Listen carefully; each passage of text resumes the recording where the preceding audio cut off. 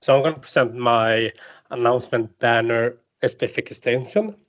So basically, it's an alert banner, announcing banner that a lot of my clients and like people I've talked to has felt has been missing in SharePoint since Modern came out, and I built it basically. So short, who am I? My name is Nicolas. I live in Gothenburg, Sweden. I'm a Microsoft 365 solution architect and SharePoint lead at a company called Exobe. I mostly focus on intranet, governance, and lifecycle management, and I do some custom solutions. My specialty is large international organizations, mostly between 5,000 users to 350,000 users. I'm an MVP within SharePoint and 365 development, and I do this stuff at my spare time for fun. So what is this? This is an extension built on SPFx. This was built to fill a gap, basically, for showing announcements and alerts notifications to users. So this is something that was available on classic SharePoint, but not really available in modern.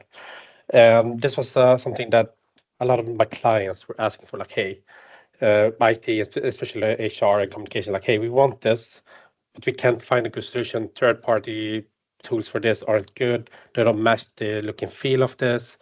The integration isn't as good as we want, etc., etc. So a couple of years ago, I sat down like, hey, let's solve this.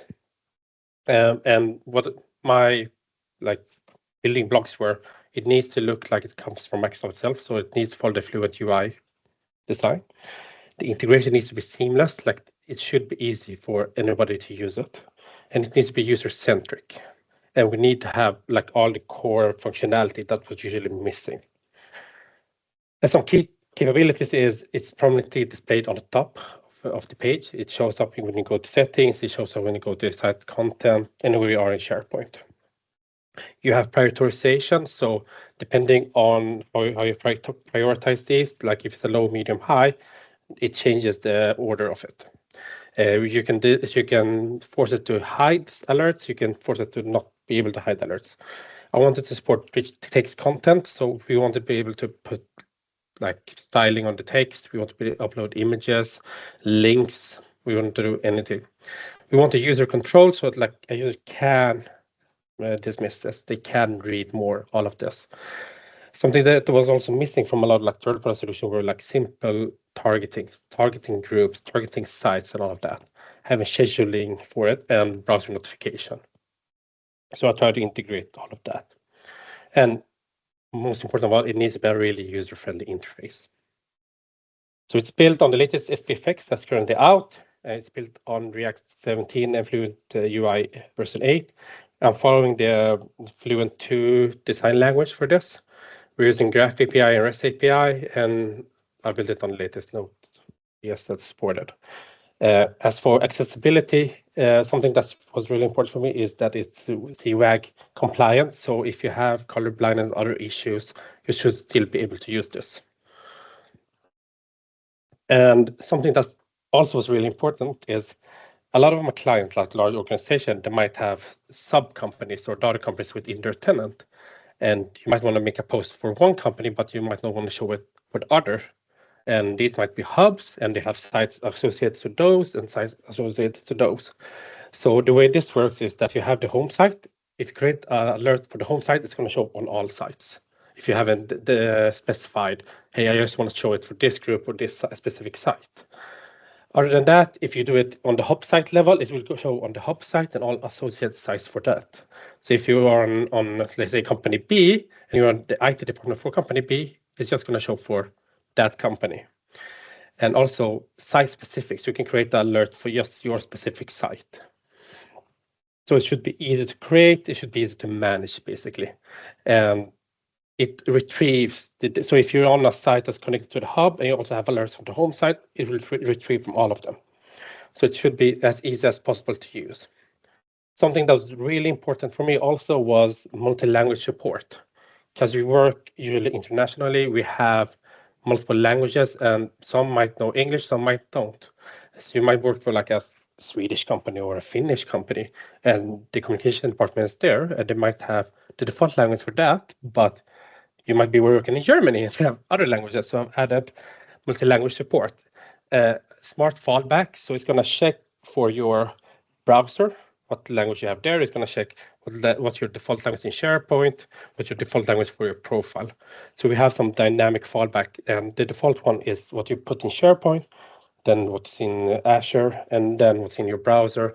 And if we don't have a translation for all of those, then it's going to show you the fallback language, which is the language it was written in. And admins for these sites should be easy to manage these custom languages. So that's the idea of this. And something I've added the recent days is, because I've been working for this on my free time for a couple of years, I integrated Copilot for this. So using the new Graph API for Copilot, I've integrated that you can do magic draft where it writes the announcement for you. You say, hey, I want to do this. It's going to write it for us. You can do sentiment check to check if, hey, this, how does this come? How would you say? How does it feel? Does it sound angry? Does it sound good? And then we also have AI translations. So if we are writing in English, I can ask Copilot to translate it for me for the other languages. So it's easier to us to use this to translate if we don't have, let's say, a good translation tool, or we don't feel that what's called Google Translate works fine, or all of that. So we have a backup solution for translation. And we also have template management, we have live preview, and we have also a list management, as all of these alerts are saved within the list. But I don't want users to go into the list and edit, so they do all of this in the interface, basically. So it's zero code administration. It should be really, really easy for the users to use this. So let's go to the application. So I'm just going to close PowerPoint. And as you can see, this is my landing page, and here on the top, here's the alert banner. So here you can scroll through the different banners, as you can see. And as you can see, they're depending on the language, most of these are in English now, but I can create translations for them and it will dynamically find these. You can expand it and see like the whole text and see images and all of that. If you press here, you have links, and you can read the full story if you're linking to the site or whatever. And here you can remove it, and here you can hide it, basically. And if you press edit here, then we're going to have because you need to have edit permission on the site or admin permission, you will see a settings cog for this, and that's how you enter the settings dialog for this. So if you press it here, we access the alert banner settings. So here we have templates. So these are predefined templates that are saved in the same list. You can create new templates if you want. You can edit these also if you want. On here, we can create new alerts. Here we can manage the alerts. So existing alerts, we can manage them. We can see how many languages they're in. Here I have English, French, Swedish, Spanish, American, English. So we can have multiple. We can pin a post, all of that. These should show flags, but for some reason, my Chrome on my Windows computer is not showing it. So I have no idea why. You can also change the prioritization. So this is how the alerts are showing up. And if you have a pinned one, it will always be the first one, but you can order them how you want. Here we have alert types. And here you can define like different alerts. So if this is an alert from for IT or an emergency, then that's set. And when you create an alert, then you can select the color or the type, and it will change the colors and stuff like that. And here in settings, you can enable different settings. For example, if you want user targeting, if you want notifications, if you want, for example, Copilot, if you want to prioritize border colors, if you want to repair the list, if you've done any changes and you broke the list for some reason, you can repair it. Here you can select what the languages you want to have support for, and this will add this to the list. And here you can select the fallback language and stuff like that. And here you can clear the cache if there's some issues and stuff like that. Here, if you set the settings, you can save it, and then it's going to give you a success. Hey, we'll save this. If I want to create an alert, for example, I can press create alert, start from scratch. And here we have like 3 steps. You have the content, you have the actions and links and media, and then you have the publish. So I want to have an alert. I can select single language, I can select multi-language, and here I can add these languages. So let's say I do a single language. We have we welcome the new CTO, for example, Eric. I can draft it with Copilot and then, hey, I want to welcome the new CTO, Eric. Write me a post for this, and I can generate a draft. This takes a couple of seconds for it to generate, and then it's going to give you a preview, and you can tell it to like, hey, I want it short, I want it longer, I want to change other stuff, for example. So it creates different text based on what your needs. So what I've added is that I have 3 different kinds of, I would say, tone for this. So here it generates the text, for example. I'll say, hey, I want to use this draft. And I can select that.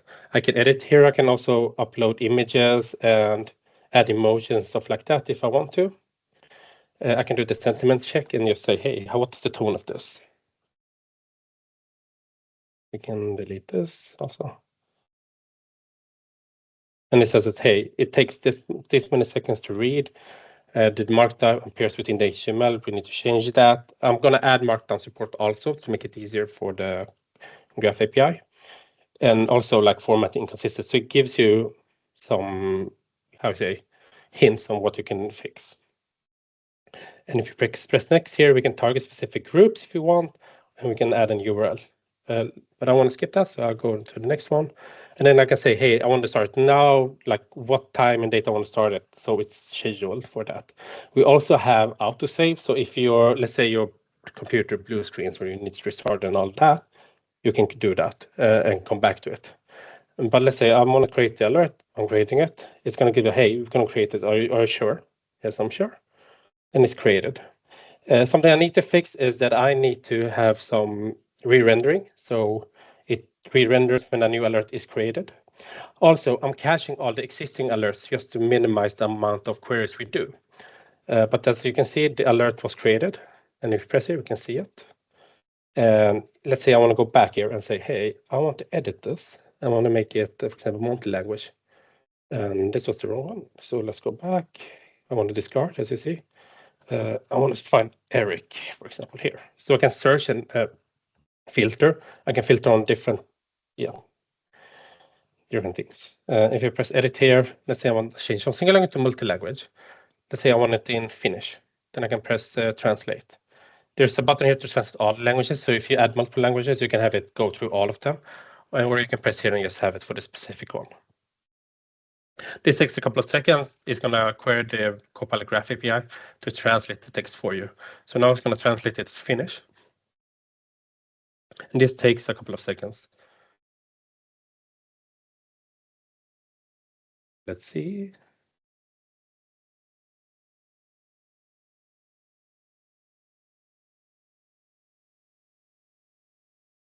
You can also add files, attachments to this. You can change, if you want to change the alert configuration, you can add new links.